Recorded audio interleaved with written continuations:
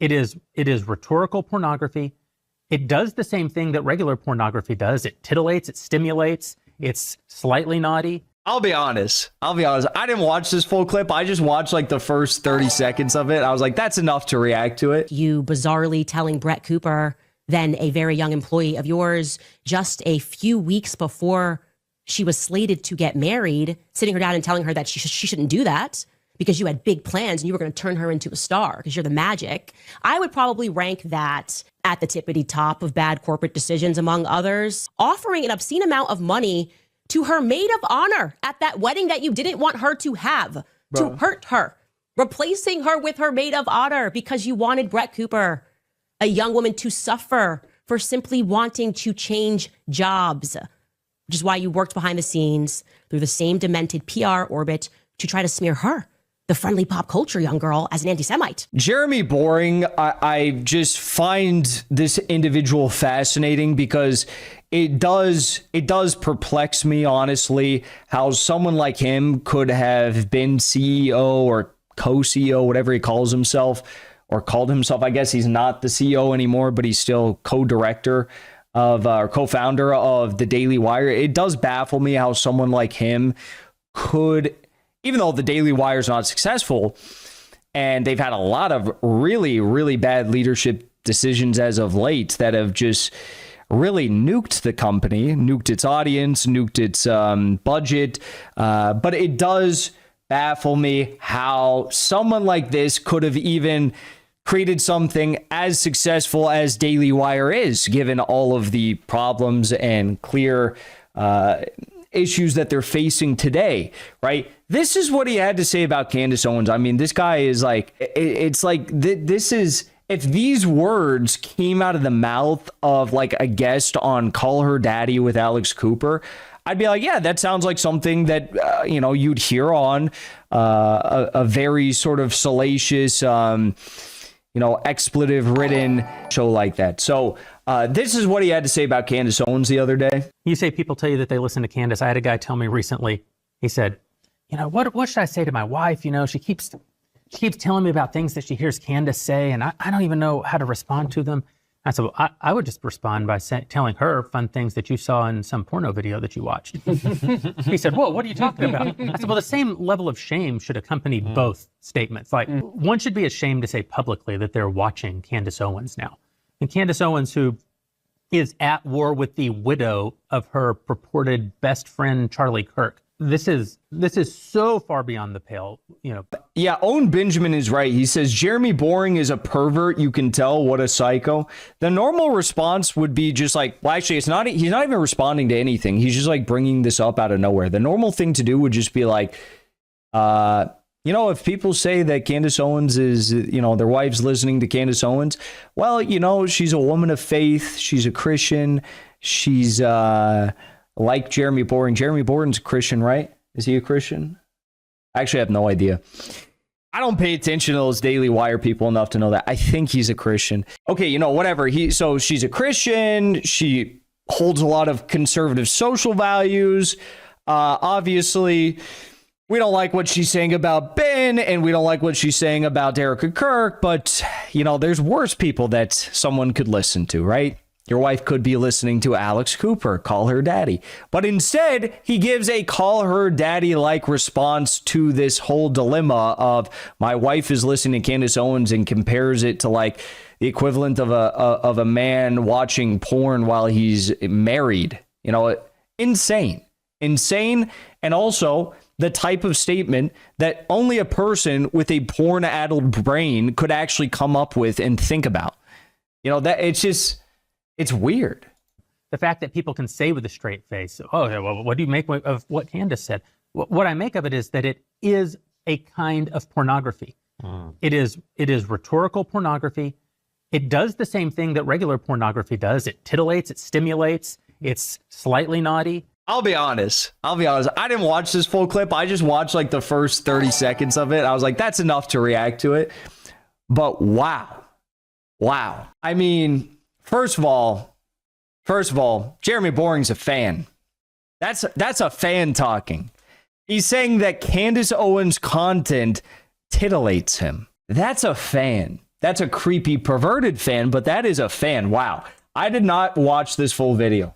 Yeah, well, what do you make of what Candace said? What I make of it is that it is a kind of pornography. It is rhetorical pornography. It does the same thing that regular pornography does. It titillates, it stimulates, it's slightly naughty.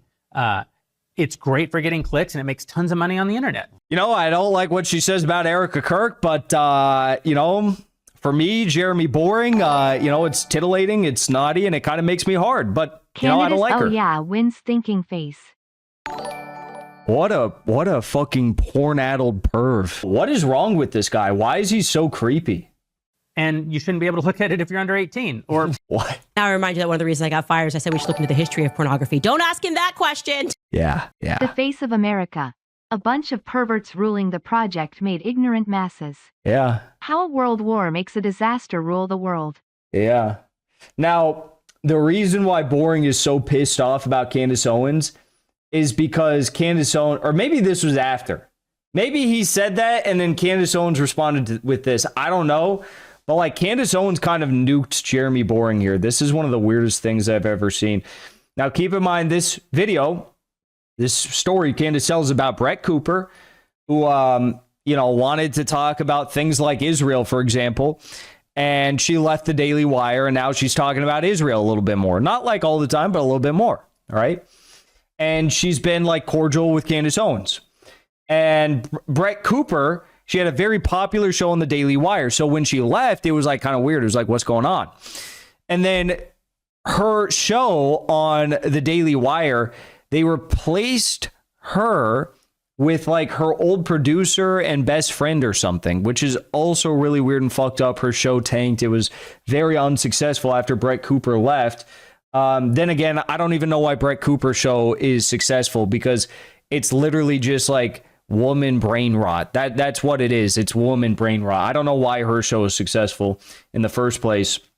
But anyways, so Brett Cooper's mom says, you know, Brett's mom here, thanks for revealing only part of what Brett legally cannot reveal, and thanks for being an incredible friend and a non-compromised soldier for the truth. So let's listen to what Candace Owens did reveal about Brett Cooper and the Daily Wire, Ben Shapiro, and Jeremy Boring. Now, were I in your shoes, Jeremy, I might even rank you bizarrely telling Brett Cooper, then a very young employee of yours, just a few weeks before she was slated to get married, sitting her down and telling her that she shouldn't do that because you had big plans and you were going to turn her into a star because you're the magic. I would probably rank that at the tippity top of bad corporate decisions, among others. You maybe forgot yourself in that moment, as you always do. Maybe got a little swept up in you. But conservatives, those pretending to be conservative companies, certainly are not supposed to chase Hollywood fame above family. And also, it's like, you know, if she's getting married, wouldn't that just be further impetus to make her a star? Like, oh, you know, your family, we want to bring, as a business, we want to be successful. And, you know, it works for you too, because you have a family. Maybe you want to grow that family. You're Christian, and we'll all make money and be able to support a big family, right? Like that's, but instead he's like, no, don't get married. Don't do that. A week before the marriage. Are you kidding? Her boss saying, don't get married because I want to make you a star.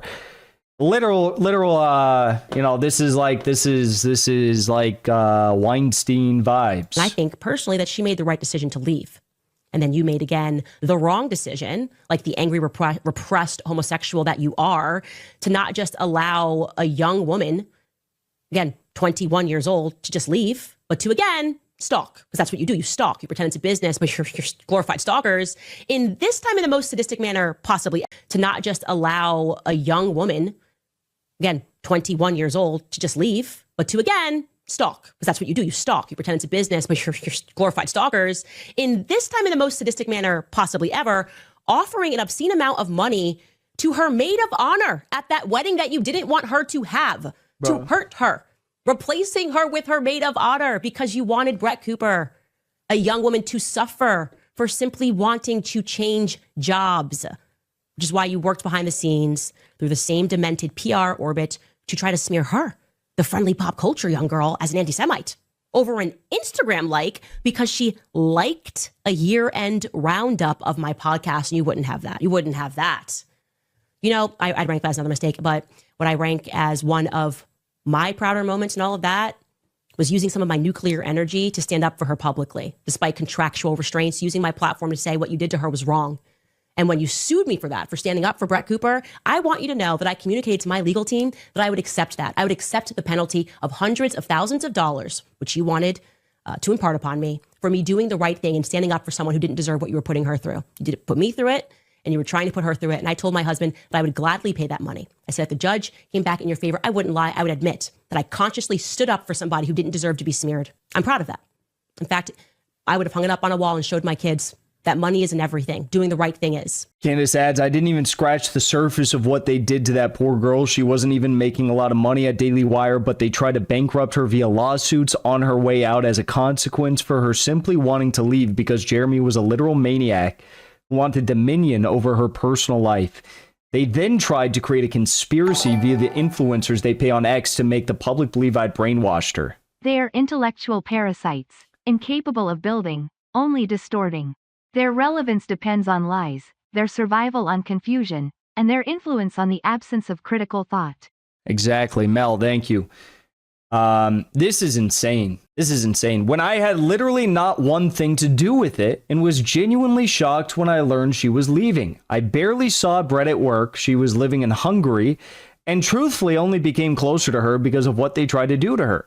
Jeremy's plan, Boring's plan, was to hire her maid of honor as her replacement to hurt her and then to simultaneously smear Brett as an anti-Semite because she liked a year-end recap of mine on Instagram. Truly consider how utterly demented that is. This is why I say leaving the Daily Wire is like leaving a cult. Fox News has not stalked, sued, and followed Tucker Carlson. They just fired him and immediately moved on. Consider the difference. Wow. They were launching some attack pieces against Tucker, and Tucker did respond, and he said, look, I know all of the secrets of Fox News. Do you really want to play that game? And Fox News said, oh, actually, you're right. Actually, yeah, no, you're right. Okay. Parting ways now, officially. Second time. And that's what happened, according to Tucker. But yeah, they didn't even come close to doing anything like this, right? And, you know, I got to say, I have never worked for anyone in media. Before I worked and did a YouTube show, right, I worked a ton of like random ass jobs. I had shitty bosses, right? I did disgusting jobs. Nothing crazy. But just like, you know, normal jobs that were not ideal. And I will say that having never worked with any sort of media company, I never worked at a media company, having never really known a lot of people that worked at media companies, when I hear stories like this, and occasionally, you know, like someone will come to me and tell me some story, maybe it relates to me, maybe it doesn't relate to me. But when I hear these stories, I'm like, all of these people are actually demonic, yes, maniacs, yes, and absolutely insane. I'm not going to sit here and act like I know all the tea, because I think if I knew all the tea and I knew all the drama about all these different companies, right, I'd be far less shocked and surprised when I hear things like this. But the truth is, I actually just am under the impression that, like, people actually hold the political positions that they claim they, you know, espouse and they uphold on social media. Like, if you post something on X, like, you actually have that opinion privately. I for a very long time, I was kind of generally under the belief that, like, you know, not all, but like the majority of people, when they posted something, especially big accounts, they post something and like they actually believe that thing. That's not true. Second of all, stuff like this, I mean, this is just the level of ego and drama and manipulation and chaos. Like, I've just never, ever been anywhere close to anything like that, as crazy as that is. And maybe that's why I'm so shocked and like just interested by this Charlie Kirk thing. Obviously, there's the fundamentally curious aspect of it all with regard to, you know, foreign powers possibly being involved, as that the CIA was trying to investigate and Kaj Patel shut down. But I am just like so out of this stuff. I just have my little show, my little YouTube, my Twitter. I do everything on my own, right? And like, this stuff actually blows my mind. But I'm beginning to see more and more and hear more and more things that like lead me to believe that almost all of these people are actually insane. And it's really, really eye-opening. Before you leave, I want to say thank you for the support, because after 2 years of being banned, we are finally back home on YouTube. So be sure to subscribe to our channel and also join as a member on our channel using the link at the top of the description. I rely on the generous support of viewers like yourself to get the truth out to as many people as possible. You can also support the show on Locals or Give Sin Go. The mainstream media and the powers that be are never going to stop attacking us for bringing the truth to as many people as we do. Thank you so much for your support.